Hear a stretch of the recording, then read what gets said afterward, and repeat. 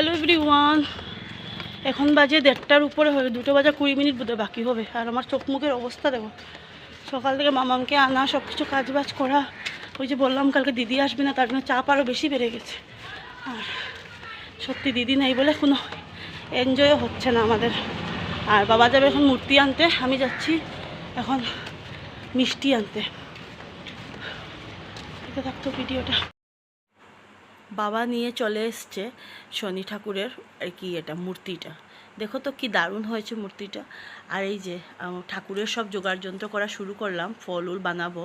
আর মা আর বাবা এদিকে জানি কিসের ডিসকাস করছে কি জানি, এখন শুধু পুজোর ডিসকাসই, সবার বাড়িতে তো একই চলছে যে কি দেবে না দেবে সব কিছু। তো আমি একটু রেডি শেডি হয়ে নিয়েছি। কীরকম লাগে আমার এবার না, একটু না সাজলে উজলে ভালো লাগে না কেন, যতটাই আমার চাপ থাকুক না কেন, কাজের চাপ, কিন্তু আমি একটু সাজবই, সব দিনই আমি এরকমই। তো এই যে দিদা বলছে, দিদা আর কি জেঠু আর কি, আমাদের ব্রাহ্মণ যে জেঠু আর কি বলি আমরা ছোটোর থেকে। তো উনার বাবা পূজা করতেন, এখন উনি পুজো করেন আমাদের বাড়িতে আর কি। সো এখন বাবা আর কি ইয়ে করছে, থাকে না উৎসর্গ না, ওইটা মানে করছে আর কি।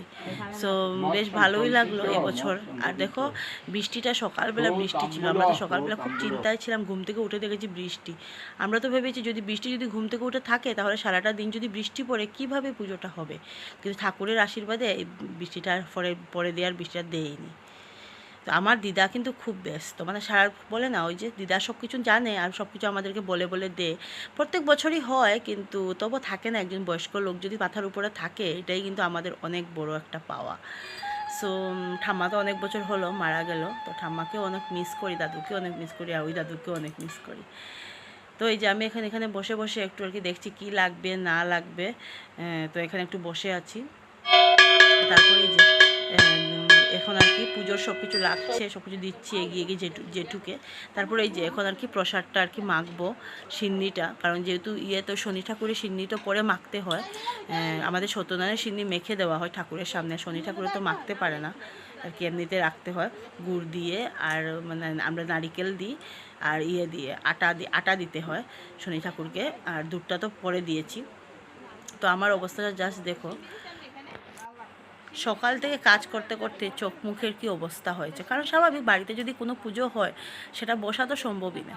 আর আমাদের দু বোনেরই দিদি আসলো একই অবস্থা, আমরা যে মানে এরকম না যে কাজ দেখে যে বসে থাকবো সেই ব্যাপার তো নেই। আর পুজোর কাজে তো মানে কি বলবো, আমাদের বাড়িতে যতই পুজো হোক না কেন, মানে আমরা নিজেরা হাতেই সামলে নিই। আর আমি আর আমার বোনই মানে পারি আর কি, সবসময় করা হয়, কারণ আমাদের ঠাম্মা আমাদেরকে শিখিয়েছে পুজোর সব কাজই। মেয়েদেরকে না বাবার বাড়ির থেকেই শিখে আসতে হয়, কিন্তু মেয়েদেরকে শ্বশুরবাড়ি আসলে কি শেখানো হয়, মার কাছ থেকে বা ঠাম্মা থাকে না পরিবারের সবার কাছ থেকে। আমিও যেমন আমার মামামকে এখন শেখাতে হবে, নাহলে পরে দিয়ে থাকে না মেয়েরা দেখবে এগুলো কাজ যদি না জানে পরে কিন্তু মেয়েদের অনেক প্রবলেম হয়, যতই তুমি চাকরি বাকরি করো আর পড়াশোনা করো জানতেই হবে এগুলো। তো যে সবার প্রসাদ খাওয়া অলমোস্ট কমপ্লিট হলো, আর আরও সবাই খাচ্ছে, গল্লির কয়েকজন, আমাদের গল্লিতেও কিন্তু বন্ধুরা অনেক ফ্যামিলি। পুজো কমপ্লিট হলো, এখন ঠাকুর এখানে আছেন, যেহেতু এই লাইটটা বন্ধ করা হয়েছে আর এই লাইটটা, কারণ রাত্রে যদি কারেন্টও চলে যায় এই লাইটটার সাথে ইনভার্টারের সাথে কানেকশন আছে, এটা তোর সাথে নাই, তাহলে এটা থাকলেই হলো।